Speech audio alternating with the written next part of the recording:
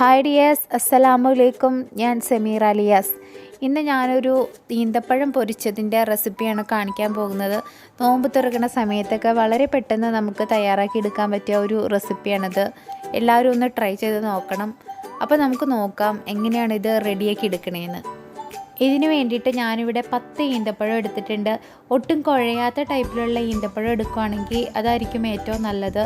ഇതിൻ്റെ ഉള്ളിലത്തെ കായൊക്കെ കളഞ്ഞ് ഇതുപോലെ മുറിച്ചെടുക്കണം. ഈന്തപ്പഴം രണ്ടായിട്ട് മുറിഞ്ഞു പോവാത്ത രീതിയിൽ വേണം ഇതിൻ്റെ ഉള്ളിൽ നിന്ന് കായൊക്കെ എടുത്ത് മാറ്റി വയ്ക്കാൻ. എല്ലാം ഞാനിവിടെ റെഡിയാക്കി എടുത്തിട്ടുണ്ട്. നമുക്ക് ഇനി ഇത് പൊരിച്ചെടുക്കാൻ വേണ്ടിയിട്ട് ഒരു ബാറ്റർ തയ്യാറാക്കണം. അതിന് വേണ്ടിയിട്ട് 2 ടേബിൾ സ്പൂൺ മൈദ, ഒരു 1/2 ടേബിൾ സ്പൂണോളം പഞ്ചസാര, ഒരു നുള്ള് മഞ്ഞൾപ്പൊടി, ആവശ്യത്തിന് വെള്ളം കുറേശ്ശെ ഒഴിച്ച് മൈദ ഒരു തിക്കായിട്ടുള്ള ബാറ്ററായിട്ട് റെഡിയാക്കി എടുക്കണം.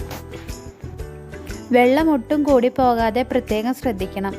കുറച്ച് അരിപ്പൊടി കൂടി ഇതിലേക്ക് ചേർത്ത് കൊടുക്കണം. നല്ലൊരു ക്രിസ്പി ആവാൻ വേണ്ടിയിട്ടാണ് അരിപ്പൊടി ചേർത്ത് കൊടുക്കുന്നത്.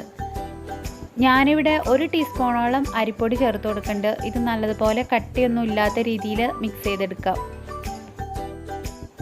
ഒരു നുള്ളു ഉപ്പുപൊടി കൂടി ഇതിലേക്ക് ചേർത്ത് കൊടുക്കാം. ഈ ബാറ്ററിൽ നമ്മൾ പഞ്ചസാര ചേർക്കുന്നുണ്ട്. അതുപോലെ ഈന്തപ്പഴത്തിന് നല്ല മധുരമാണ്. അപ്പോൾ ഇതൊന്ന് ബാലൻസ് ആവാൻ വേണ്ടിയിട്ടാണ് നമ്മൾ ഉപ്പ് ചേർത്ത് കൊടുക്കുന്നത്. ഇനി ഒരു പാൻ അടുപ്പത്ത് വെച്ച് അത് ചൂടായി കഴിഞ്ഞപ്പോൾ ഞാൻ അതിലേക്ക് 1 ടീസ്പൂണോളം നെയ്യ് ഒഴിച്ചു കൊടുത്തിട്ടുണ്ട്. ഇനി ഇതിലേക്ക് തേങ്ങയും എടുത്തു വച്ചിട്ടുള്ള ബാക്കി ചേരുവകളും എല്ലാം ഇട്ട് കൊടുക്കാം. 1/2 ടീസ്പൂണോളം ഏലക്ക, 1/2 ടേബിൾ സ്പൂൺ പഞ്ചസാര, കാഷ്യൂനട്ട്, അത് നിങ്ങളുടെ ആവശ്യത്തിനനുസരിച്ചെടുക്കാം. ഇനി ഇത് നല്ലതുപോലെ ഒരു ചെറിയ ബ്രൗൺ ഷെയ്ഡ് ആകുന്നവരെ വറുത്തെടുക്കണം. ഫില്ലിങ്സ് ഒക്കെ ഇവിടെ റെഡി ആയിട്ടുണ്ട്. ഇതിൻ്റെ കളറൊക്കെ മാറി വന്നിട്ടുണ്ട്. ഇനി നമുക്കിത് ചൂടാറി കഴിയുമ്പോൾ മിക്സിയുടെ ഒരു ചെറിയ ജാറിലിട്ട് ഒന്ന് ക്രഷ് ചെയ്തെടുക്കാം.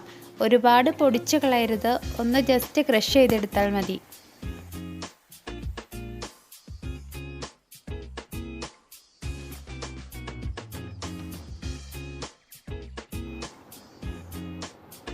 ഇനി ഈന്തപ്പഴത്തിൻ്റെ ഉള്ളിൽ നമുക്ക് ഈ ഫില്ലിങ്സ് വെച്ച് നിറച്ചെടുക്കാം. ഇതുപോലെ ഇതിൻ്റെ ഉള്ളിൽ വെച്ചിട്ട് ജസ്റ്റ് ഒന്ന് പ്രസ് ചെയ്താൽ മതി. നല്ല ടേസ്റ്റുള്ള ഒരു റെസിപ്പിയാണിത്. ഈവനിങ്ങിലൊക്കെ കുട്ടികൾക്ക് ചായക്കൊപ്പം സ്നാക്സായിട്ട് തയ്യാറാക്കി കൊടുക്കാൻ പറ്റിയ ഒരു റെസിപ്പിയാണിത്. അതുപോലെ നോമ്പ് തുറയ്ക്കൊക്കെ വളരെ പെട്ടെന്ന് തന്നെ നമുക്ക് തയ്യാറാക്കി എടുക്കാം. എല്ലാവർക്കും തന്നെ അറിയായിരിക്കും. ഈന്തപ്പഴത്തിൻ്റെ ഉള്ളിൽ കാഷ്യൂനട്ട് വെച്ച് ഫ്രൈ ചെയ്തെടുക്കുന്നവരുണ്ട്. ഇതുപോലെ ഒന്ന് ചെയ്ത് നോക്കൂ, വളരെ ടേസ്റ്റിയാണ്. ഈ ഫില്ലിങ്സ് എനിക്ക് കുറച്ച് ബാക്കിയുണ്ട്. ഇത് നമുക്ക് ഫ്രിഡ്ജിൽ വെച്ച് സൂക്ഷിക്കാം. ഒരു എയർ ടൈറ്റുള്ള പാത്രത്തിലിട്ട് വെച്ചാൽ മതി, കേടുകൂടാതെ ഇരുന്നോളും.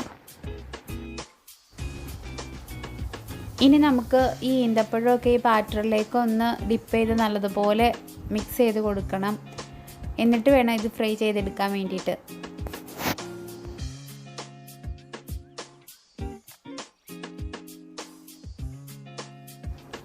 ഈന്തപ്പഴമൊന്നും പൊട്ടിപ്പോകാത്ത രീതിയിൽ വേണം നമ്മൾക്ക് മിക്സ് ചെയ്തെടുക്കാൻ വേണ്ടിയിട്ട്. ഇതിൻ്റെ മുകളിലേക്ക് ഇതുപോലെ പതിയെ മൈദയൊന്ന് കോരി ഒഴിച്ച് കൊടുത്താൽ മതി.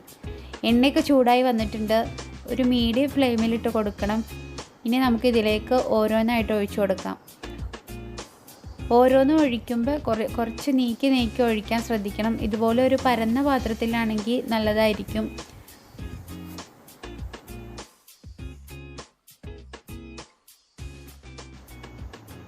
രണ്ട് സൈഡും തിരിച്ചു മറിച്ചു ഇട്ട് കൊടുത്ത് നമുക്ക് ഒരു ചെറിയ ബ്രൗൺ ഷെയ്ഡ് ആകുന്ന വരെ ഫ്രൈ ചെയ്തെടുക്കാം.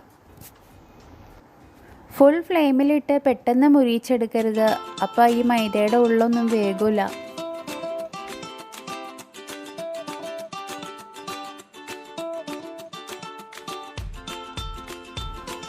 ഈന്തപ്പഴമൊക്കെ ഫ്രൈ ആയി വന്നിട്ടുണ്ട്. നമുക്കിനി ഇത് എണ്ണയിൽ നിന്നും കോരി മാറ്റാം. വളരെ ടേസ്റ്റി ആയിട്ടുള്ള ഒരു റെസിപ്പിയാണിത്. എല്ലാവരും ട്രൈ ചെയ്ത് നോക്കണം. വീഡിയോ ഇഷ്ടമാവുകയാണെങ്കിൽ please like, share and support. പുതിയൊരു വീഡിയോയുമായി വരുന്നവരേക്കും എല്ലാവർക്കും നന്ദി.